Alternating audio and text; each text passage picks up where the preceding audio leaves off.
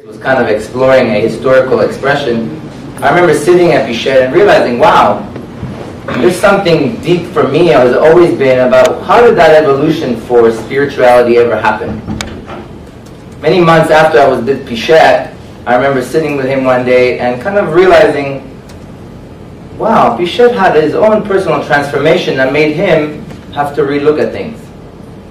At the age of 25, he couldn't walk around anymore, and there was an older lady that looked at him and told him, it's like something you're doing is not really right. You got to reevaluate whatever you believe you're doing and feeling. And that feeling and looking deeper into himself continues by always sitting, observing what we just did this morning, remembering that there's something deeper that we come from. And from that depth, you might be able to then understand what other things happen.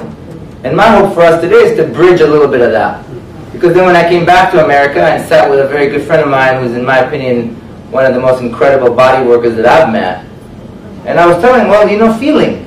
You feel. And he's like, no. What exactly are you doing? What exactly are you touching, as much as we just saw Al positioning images? Many of us, and even Western practitioners, don't really exactly know where every part is. And we just use that word feeling. We use that word feeling. Well, that's not going to work for me. There we go. When Dr. Jivaka was a boy, he and a group of other boys were sent by his teacher out to the elephant camp. We've been in Thailand, tons of elephant camps. It's kind of a fun thing to go out. Maybe not so much today in the treatment stuff we see, but there's a few favorite ones that take care a little bit better. Nonetheless, here's a group of boys going out to see an elephant camp. Well, you know how boys are. They're just going to enjoy their time. So when they came back to the teacher, and he goes, well, what'd you all notice? And most of the group of kids are looking at him in an astounded look. What do you mean? Elephants! He saw a bunch of elephants. Well, suddenly a little boy, Jivaka, stands up and he says, well, there's an elephant, and she's pregnant, and she's got a baby boy, and she's going to give birth tomorrow. Whoa. And all the other kids were like, yeah, right, man. Everyone started laughing at him. As the teacher kind of calmed the class down, he then was like, okay, well, can you explain yourself? And the boy was like, yeah. I was looking at the group of elephants, and I noticed one elephant that was really large. When I looked at her footprints on the ground, I could notice that the back footprints were deeper than the front ones. Furthermore, we know that elephants, so that because of those footprints, I knew that she was pregnant. Then we know that elephants carry their babies either on the right or the left. And if it's a boy, it's going to be on the right, and if it's a girl, it's going to be on the left. And so I could see that the imprints of the right footprints were deeper than the left. So she's having a boy. Furthermore, when I saw her using the restroom, when I saw her urine, I could see some placenta, which means that she's going to be giving birth tomorrow. Mr. Pichet is extremely observant. He can sit in a room and really tell you what's going on with you. One day, hopefully, I'll be like that. That's why I keep going to the same dim sum, the same plate. But there's an interest, as I said when I came back to the States, and recognizing, well, something, what actually kind of is going to go on with healing. The physical body knows what it needs to do. None of you think or try to even feel your heartbeat, and it's going to continue. None of you worry so much about how to keep your temperature. It's going to stay at about 98 degrees. There's an innate understanding of healing that happens in the body. From an ancient perspective, that is the first modern application. Your body knows. What we might do is help propel that. We might help enhance that. But true healing is going to happen from the inside out. The closer you become more centered, the more healing is going to happen. But when you know what you're doing, the capacity to relax is going to be a little bit more there. When you know why you're suggesting what you're suggesting, and the ability of the innate understanding to heal can rise a little bit more, as much as Dr. Jivaka noticing that, oh wow, she's pregnant. Let's help her out tomorrow. She's going to give birth tomorrow. I remember when I was sitting in the old medicine school, because I needed a piece of paper. And Pichet doesn't give you a piece of paper. However, Pichet did come from the old medicine school, and a big implant in the medicine school is whatever you want to consider as healing and how you want to consider as therapy. There are particular medicine that's going to be available from the Thai tradition. As Spirits showed us, and much as comes from influences from a lot of other places. But the elements of the Thai massage, touching and moving the body, is simply to make the body feel good. And as Pichet will constantly say, happy? Happy? You happy? Good. Bring this until then, as I just mentioned, centering. You want to be able to center, you want to be able to understand what's happening, you want to be able to know what's going on. In the West, we have a lot of words. So then I went to massage school in the West so that I could have another piece of paper. And so that some people could tell me that, oh, okay, you can do that. There's nothing about massage school in the West that prepares you to Thai massage. Nothing. Those two are so different, and yet, what can we do? We have those elements. But what we can do, though, what I found out is that for us as Thai practitioners, we have very little of the words that come up from the Western medicine. Even the Western medicine massages have been modernly applied. The massage that has been around in the West for so many years, in the Swedish adaptation, bless you, has found influences in the last 50 years. Sports massage, maybe we can then say in the last 100 years. But many of the massage modalities that we think of today in the West, outside of the Swedish, are extremely modern. And once I learned that, once I began to discover that, I was like, but wait a minute. Some of the things that they're describing, some of the things they're saying, well, look, maybe Thai massage is not as ancient as I like to believe it. I still like to have that story of traditional and mythological kind of exploration, as Dr. Jivaka 2,500 years ago kind of helped create that. And he made these movements of stretching and compressing. And there's a beautiful idea of like how God is a gift, a service. Here's one individual being able to treat one person, but now I'm going to teach the Sangha a way of moving and manipulating, and now one person is going to help another person. And then as Pichet constantly says, like, well, Thai massage is really for me. Thanks for being here. But it's for me. That's how he healed himself. That's what that old lady kind of taught him. But if you've been to Pichet, there's very little words he's going to give you. Not a whole lot of stuff you're going to be able to go describe to someone else besides feel. Can you feel? Happy? Are you happy? There's power in knowing. Let's go back for a second. I think I had Ida over here. Power in knowing. I believe that Ida definitely went around and explored a lot of other dim sums before she came up with her idea of Rolfing. Everyone take your hand up. Pick up your hand. Technically, the extensor should be able to extend your fingers. Let's see how many of you can extend your finger back towards the wrist. A little hard, right? Yeah. Take the other hand and activate this hand. You know, you're trying. You got to use those muscles. We believe you got to use those muscles to stretch. So I'm going to take my other hand because this hand's a little weak. And I don't do like a lot of pickups with my finger that direction. I like to hold things this direction. So I'll take the other hand and I'll pull it back. Oh yeah, I'll stretch my finger. See how far it goes back. Now relax, relax, relax, relax. With a relaxed hand, take the other hand and pull the same finger. Notice how far it goes. It goes a lot farther, right? When you relax and allow another piece to help you, you're going to go much farther. Power of knowing. We're going to borrow another dim sum since we already had that kind of example today. yin principles in action. The yin principle suggests that the connective tissue in the body is more yin-like. It's not so malleable like the muscle. And when you relax the muscle and you apply pressure, you're going to affect the yin tissues. From yin yoga, so I'm a yoga teacher, I've been a yoga practitioner since the age of 20. And again, one of the things that attracted me was like, hey, what does a yogi do? The yogi sits. In order to sit, you don't need your muscles. They're going to be there. The yin, the acupuncture, the Chinese medicine will talk about the fact that if you have a problem sitting, if you can't sit for long, it's really not in your muscles, it's in your yin tissues, your bones and your connective tissues. Yin yoga, a very modern application of yoga by a man named Paul Grilly, will then talk about if you really want to enhance the flow of the yin tissue, if you want to increase the range of the connective tissue, you need to let go of the muscle.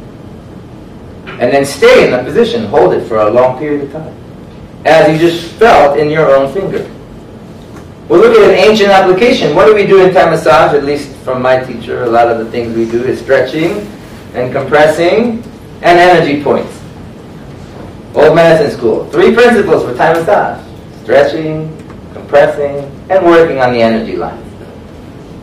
Energy lines obviously have a different description, but we all understand stretching and compressing.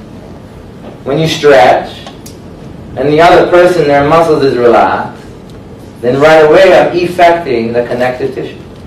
Right away I'm helping enhance the ligaments and the tendons that connect the bones together and the muscles to the bones. So now you have a little bit more knowing, you have a little bit more of an ability to express yourself. Got it?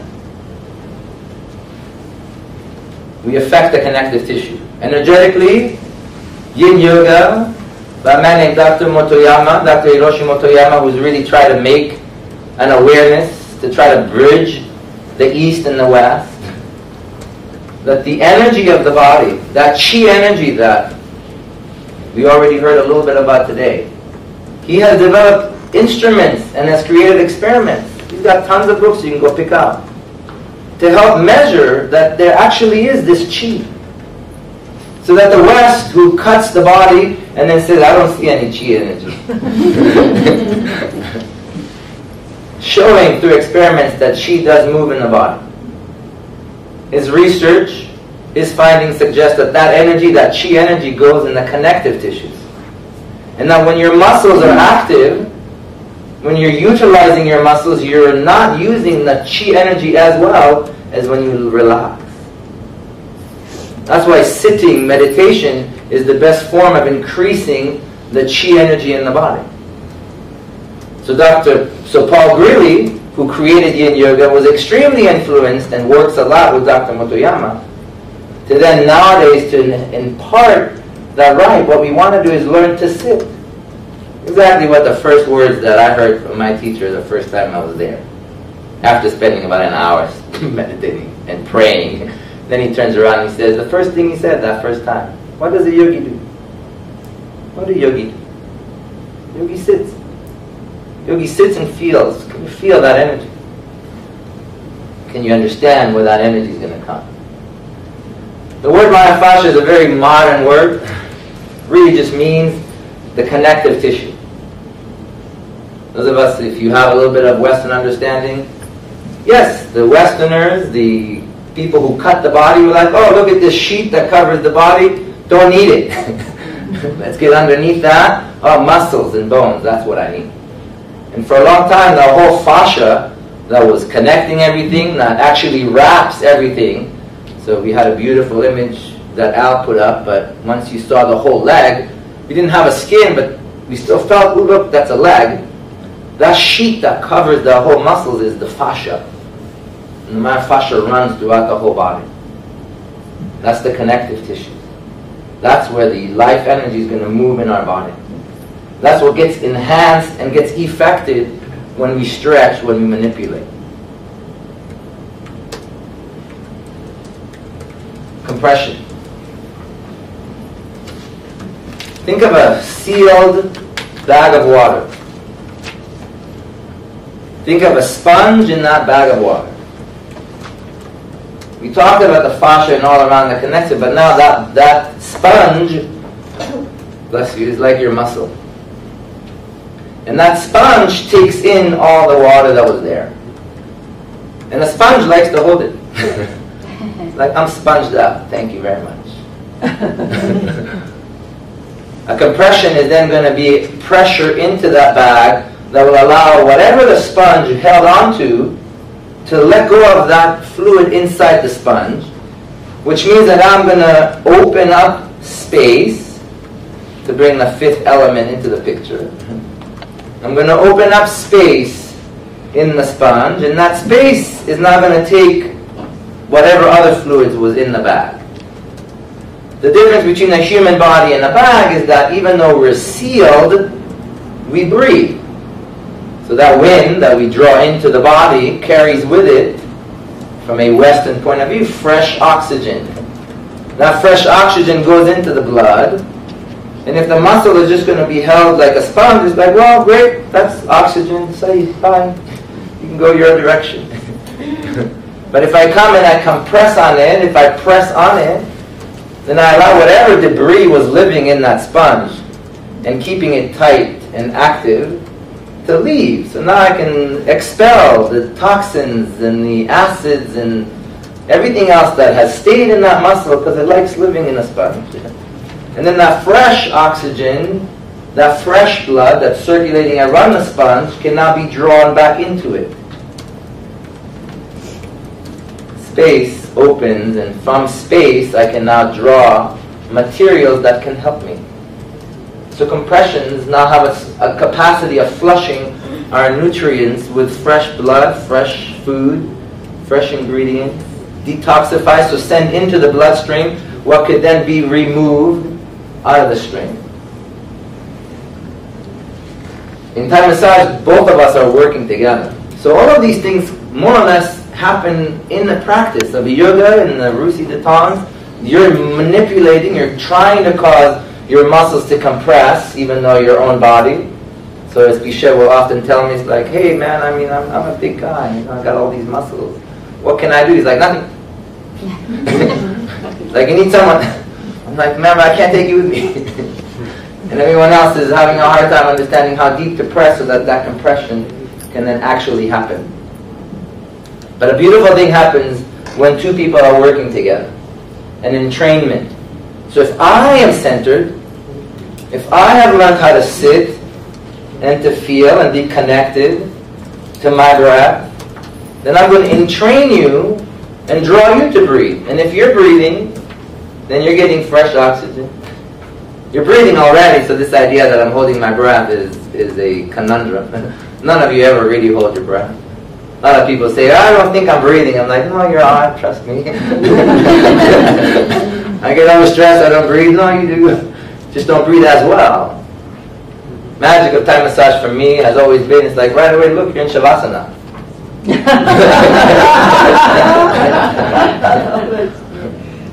So yeah, for me, it's like we'll start at the feet. Why? Because you never spend time on your back.